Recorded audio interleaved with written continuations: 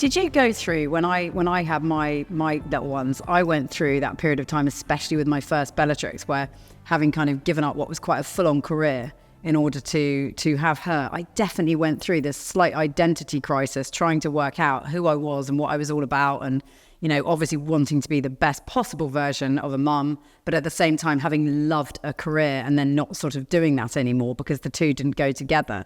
Have you been through that process? Yeah, definitely. And I think it's one that I had already experienced in terms of leaving sport, where it's really common in athletes, but then it's actually also really common across. I did uh, a series for Five Live where I was talking to ex-athletes, and it was such a common theme was this identity crisis. But then so many people got in touch, like a retired policeman got in touch, and he was like, "Yes, that is how I feel." For 30 years, if anyone said, "What do?" You can say, "I am a policeman. I am an athlete. I am a TV presenter." You can say all these things. That is who I am. And when that thing goes that you link onto, even if it's replaced with something as amazing as a child, I think it's really hard to kind of come to terms with how am I going to be the best version of myself in a situation I'm so unfamiliar with. And so I think that for me right now is why I'm probably happiest in both areas, because I'm not defined by being a rower. I'm not defined by being a mum. I'm just this happy medium that I think probably feels most comfortable in both skins as I ever have done. And can you ever have imagined being in that place all those years ago when you first embarked on a professional rowing career? Because you came to it quite late, but then it was everything, right? It can defined everything about when you were or weren't happy. Totally, yeah. I was 21 when I started, and I think that's why I went so all in, because I was like, this is my last shot in sport. This is so all encompassing, and you couldn't have said it better. My happiness was entirely defined by whether I had a good day or a bad day at training. And so, yeah, I never could have pictured myself here. And I stay in really close contact with Heather Stanning, who I rode with through London and through Rio. And I think she just laughs at me because she's like, we both left the sport at the same time together after Rio, and she's got two kids now, and she's just kind of going, What are you I can't doing, believe woman? you're still there. Yeah, yeah. It must, yeah, but I guess that is the contrast, isn't it? But like you said, it genuinely makes you very happy. I was reading, I was doing some research for an interview for a pod I did with Matt Dickinson, the sports writer, recently. And we talked about an article that he wrote about Andy Murray. It was a really interesting piece about, and I'm going to swear now, but where he said, his line was going into the article was, "Who the fuck are we to tell Andy Murray when to retire?" And it was just a really fascinating piece. And it had come about as a result of him talking to Sir Alex Ferguson about a player years ago. And he'd been this sort of young jock reporter and a bit cocksure, and sort of put it to Fergie that perhaps this particular player's playing days were over. And Fergie came back with that very question to him, whatever are you to question? To question when someone should or shouldn't retire.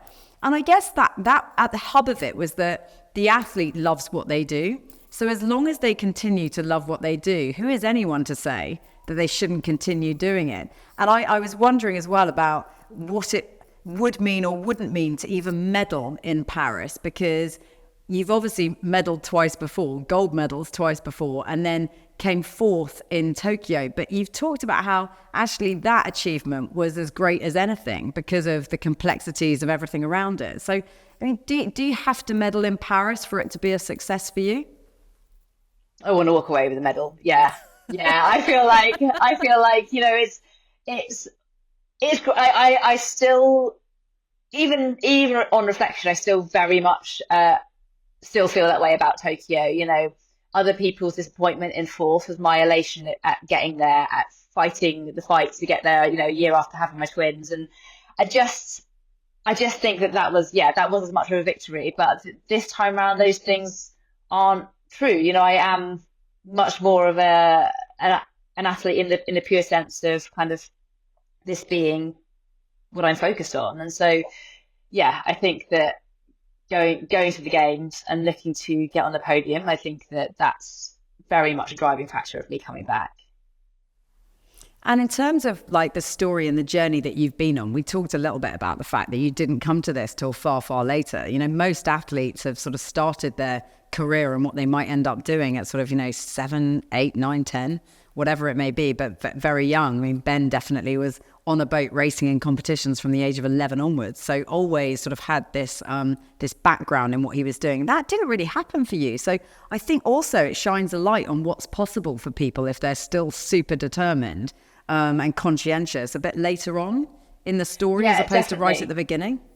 Definitely. And I think that I'm a massive advocate for kind of being multi-sport when you're younger, because I think that is what enables me to transfer decades worth of different sporting skills over to rowing. And I was just really fortunate. London got the bid for the games. They did a Sporting Giants talent ID campaign, and I was chosen to see if I could make it to the Olympics in 4 years' time. And even though it looked like I started from zero because I'd never picked up an oar or sat in a boat before, it wasn't zero. It was years of playing different sports and doing different sports that kind of I was poised and ready. But I love what you're saying about who am I to say, or who is anyone to say when someone should retire, because it's the same for when I started out. It was, oh, she's too small, she's too short, she's not quite cut out for it. And who are you to say? It's the kind of things that you love and you hate about sport. You hate that there's all these opinions flying around, but you love when people prove those opinions wrong. And what's amazing about true greatness within sport as well, this is another thing I discussed with Matt, but one of the true real sort of moments which made me realize this was absolutely bang on. He was trying to describe how you describe greatness. Like, it when you see it, but you don't always know how to put it into words. But he was saying that, the people that are truly great break the mold anyway. So this idea that you could put them in a box somehow and say, well, that's what a champion should look like is wrong from the outset, because the whole point is they are outliers. And I guess that's part of it too, isn't it? Yeah, and I think that's why it's so exciting as well, because I think, when you often listen to commentators, they look at the physical and they make 100 kind of assumptions based on someone's physicality or someone's look or someone's accent or but you can't read their attitude. And I think unless you get under the skin and into the mind of someone, it's really hard to see that little sprinkling of magic. And, I've been lucky enough to be on different Olympic teams around people who I just look at, and I think there's something special about so many people that I've been on different Olympic teams with, from so many different sports. I think that's definitely a big privilege of being part of a brilliant Team GB. Every sports star has sort of somebody that inspired them way back when. Is there anyone that you can sort of point to as being the person that you wanted to be like, that you wanted to emulate, that you wanted to sort of channel as you were going through those stages? I guess it's tricky because I didn't start out as a rower. But when I look back at my childhood, I was really into running and things. And I remember watching Kelly Holmes and I'm thinking how inspirational she was in so many ways. So Kelly Holmes kind of from my early years, and Denise Lewis, I think, for her attitude and her kind of charisma, I guess, in terms of just the deeper meaning of sport, as well as that genuine love for it. And then I think as soon as I started rowing, the Matt Pinsons and Catherine Grangers and Steve Redgraves and people who, I just thought were just phenomenal and out of this world. And what's it like? I suppose it's so hard to leave this bit behind as well. The team ethos and the team being together for an Olympic campaign. I mean, what does it feel like inside the GB camp during an Olympics? I know Tokyo was a bit strange for the COVID reasons, but what does it genuinely feel like to be part of something like that where you're representing your country? I think Team GB does one of the best, if not the best job as a nation, globally at making the team bigger than the sum of its parts. Each sport spends How four does it do years that? really. How does it do that? I think there's an amazing support that our nation has for Team GB. I think everyone feels some ownership, and when you get a sense of ownership about something, you care about something. And when you know the nation cares about what you're doing, you go in with just this sense of support and pride. And of course, things can, the media can be a tricky place because, of course, when you're in sport, there's levels of expectation and things like that put on you. But essentially, I think as a Team GB Olympian, we are really fortunate in the way that we're kind of in the relationships we have with members of the public and media and things. I think it's generally really positive, and I think that really helps. I remember you saying to me once before, and it's always stuck with me, and I always quote it to people, but the idea that you can only be anonymous once, as far Yeah. as a Team GB athlete is concerned. I mean, how true is that? Yeah, and I think sometimes when I'm going into Paris now, and I feel like it couldn't be any more different to me going into London. You know, when I went into London, I was literally trying to duck so far under the radar that we wouldn't. We were. It was Heather and I. It was our first games. We had never ever won gold at a major championships. Um, we were so new to this, and when any interviews came in, they usually weren't for us, but if they were, we'd sort of politely decline. Um, and we were just so, yes. And when we won, we were the first women to win gold for Britain in rowing. We were the first gold of Team GB at the home games. And we were like rabbits in headlights. We could not believe it had happened to us. We didn't digest it for a very long time. And never would have thought I'd be going to a fourth games with this kind of, with a family and with two goals behind me and with, going with Polly in Tokyo as well. It's really, really different. Speaking to a few of the athletes sort of in the build up to the games, quite a lot of them have started talking about journaling and visualization. Is that something that you subscribe to, either of those things? I would love to be able to journal. I think that I can imagine it's a really good skill and I really can good. visualize it's great for you. Visualizing, I've got. I'm quite a visual person, so I do a lot of visualizing. I have tried to keep a journal several times over my career. It lasts a day and a half. I either lose it or forget to write in it. I've always been used, even a training. I can't even keep a training diary. Um, so actually, when we got our Team GB kit the other day, there was a little Team GB journal in the pocket of one of the bags, designed for each day of the Olympic Games. I mean, I'm never going to touch it, but I like the idea of it. But the visualization, I love. I really, really like visualizing. So have you visualized this race yet? Have you visualized any of what's going to come in Paris? I mean, to an extent, the difficult thing is we haven't actually rode on the Paris course before, so we don't know what it looks like, what it feels like, what the wind direction is. And these are all things that I think really come into, like, they bring your kind of ideas and visualizations to life, these little touches. So at the moment, we've raced everybody. We've raced everybody this year, so we kind of have that familiarity with the other crews we're going to be racing.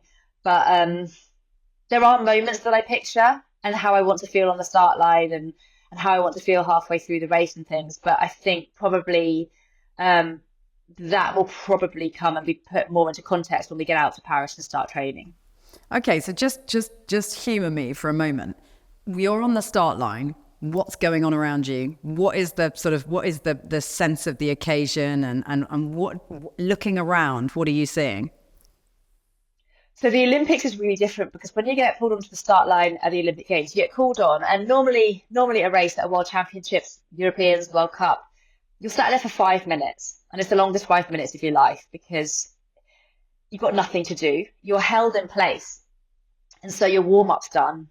Anything that can take your mind off the race ahead is done, and you are sat with your own thoughts, and you are meters away from the people that you're about to race, and it's pretty much silent. You might hear somebody slapping their legs or their arms in readiness. There are lots of cameras at the front, so you'll hear like the shutters going, lots of photographers taking photos from the start line, and the main cameras that are going to follow us down are already filming. And there's a countdown, 2 minutes to go, 1 minute to go, and then they'll do a roll call of everybody, all the different nations, and then they'll say go. And the difference at the Olympics is that's not 5 minutes. It could be 15, 20 minutes that you're sat there because it has to be perfect. It has to be perfectly timed because it's going to be broadcast across the world. And so that longest 5 minutes of your life suddenly becomes an eternity. And I think that is one of the places that a race can be won or lost, because that's the place where your mind can either stay in a really great zone or it can just go off on a tangent you've never been on before.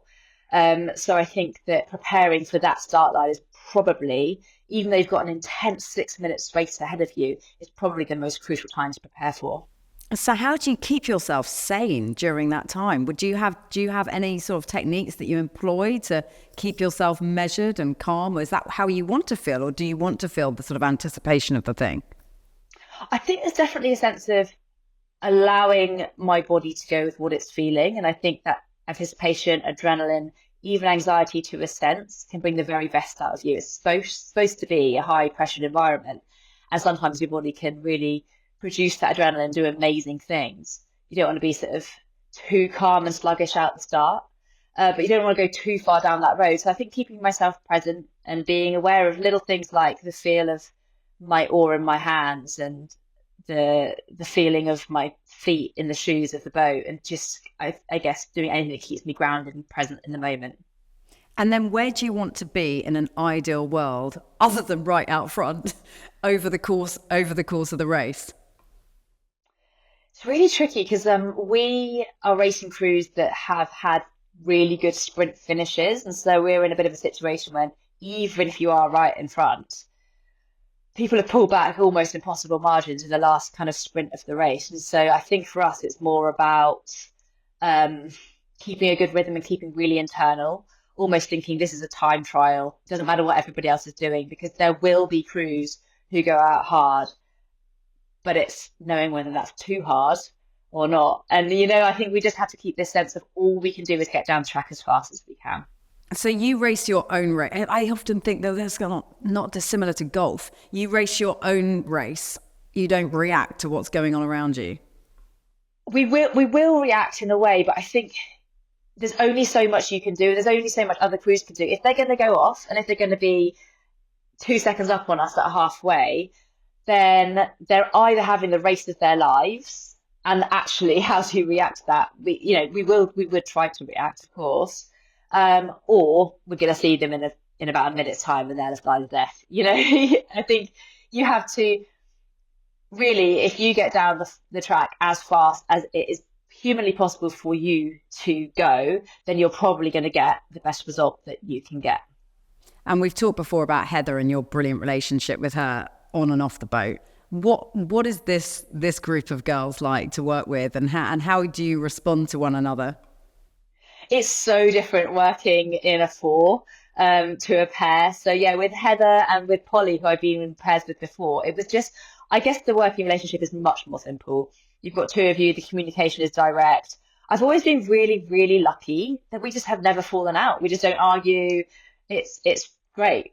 And in the four, again, we haven't argued. There are more voices to listen to.